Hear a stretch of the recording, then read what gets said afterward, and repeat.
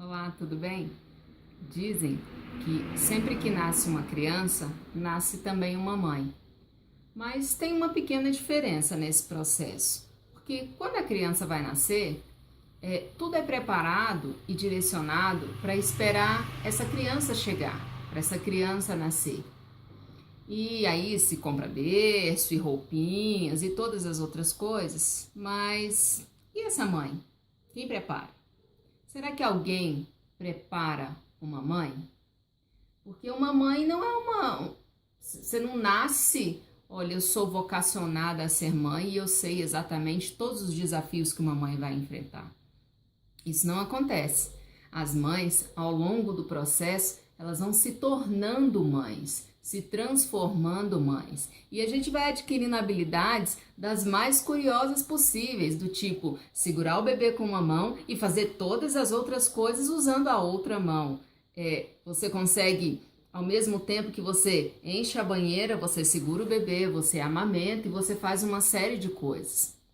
Então a gente vai desenvolvendo algumas habilidades nesse processo, mas tem algumas que elas parecem ser mais difíceis de desenvolver, porque a gente não consegue observar. Porque quando você, por exemplo, conhece alguém que é mãe, você vai observando esse tipo de atitude, de situação, mas você não sabe como essa pessoa se sente por dentro. Então, ninguém prepara uma mãe emocionalmente para ser mãe. A gente prepara a casa para receber o bebê, a gente prepara a família para receber um bebê, às vezes um irmãozinho mais novo para receber o bebê, mas a mãe ninguém prepara para ser mãe. Ninguém se prepara para emocionalmente receber uma outra pessoa na sua vida, né? E aí a gente vai passando por algumas situações e algumas questões que podem ser delicadas, porque ninguém diz que em algum momento aquele bebezinho vai chorar tanto que você vai querer chorar junto, porque ele está sentindo uma dor que você não sabe identificar, você não consegue tirar, você não sabe se a medicação está fazendo efeito, e é uma angústia para os dois, tanto para o bebê quanto para a mãe. E isso as coisas vão acontecendo e esse bebê vai crescendo e vai se tornando uma criança e em algum momento ele chega na adolescência. E aí é que a coisa fica diferente, porque em algum momento você passou muito tempo experimentando aquele crescimento e você já tinha mais ou menos uma noção do que ia acontecer. E quando chega na adolescência, é uma fase onde a transição ela é muito intensa, as mudanças são muito grandes, então você não sabe, você tem ali uma criança que às vezes tem um porte físico de um adulto, e aí você não sabe muito bem que tipo de responsabilidades você atribui para aquele adolescente, você não sabe que tipo de cobranças você faz daquele adolescente. E você também não sabe como que você se posiciona enquanto mãe naquele processo. Você não sabe muito bem como é ser uma boa mãe de um adolescente. E aí a gente tem uma série de questões, a gente tem toda uma sociedade que tem um ideal de mãe. E aí você se pega em alguns momentos não atendendo esse ideal de mãe.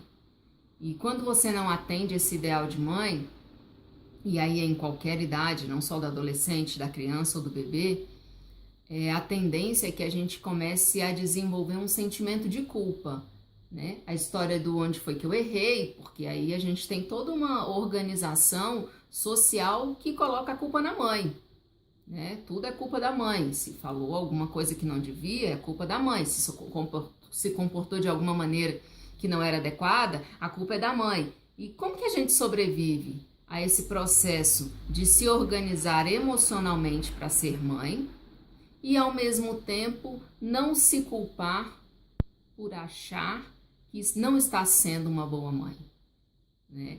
É um desafio cotidiano e a gente vive isso e tem algumas estratégias que a gente pode desenvolver para lidar com isso. Acabar talvez não seja o possível e nem o adequado, porque os conflitos a gente vai viver e eles vão estar aí na nossa vida, mas talvez existam maneiras menos dolorosas da gente entender o que acontece nesse processo, né? No que acontece com esse adolescente, no que acontece com essa criança que não está mais sendo criança, mas que em algum momento não tem uma maturidade de um adulto e que é isso que a gente está chamando de adolescência, e da gente entender como isso funciona e como que a gente pode contribuir e como que a gente pode passar por esse processo de uma maneira mais confortável, sem sofrer, sem prejudicar, mas sem também deixar de entender algumas responsabilidades e de oferecer sim para esse adolescente algumas responsabilidades. Meu nome é Janaína, eu sou educadora, sou coaching, especialista em desenvolvimento humano e educação, e esse é um dos primeiros vídeos, é o primeiro vídeo de uma série que eu estou organizando aí para conseguir colaborar com vocês e ajudar vocês.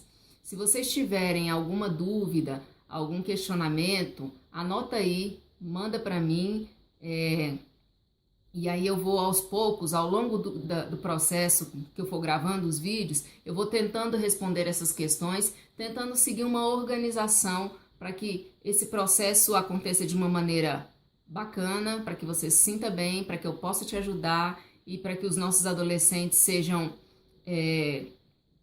percebidos não como aqueles rebeldes que só dão trabalho. Eles têm muito a mostrar pra gente, eles têm muita coisa bacana, eles têm muita vontade de viver, eles têm vontade de transformar o mundo e eles têm possibilidades para isso, e a gente tem jeito de organizar isso para conciliar essa expectativa deles com a nossa expectativa e com essa expectativa social, para que todo mundo fique bem, tá bom? Eu espero vocês, espero o comentário de vocês, espero as dúvidas de vocês, e eu tô aí à disposição para ajudar vocês. Obrigada!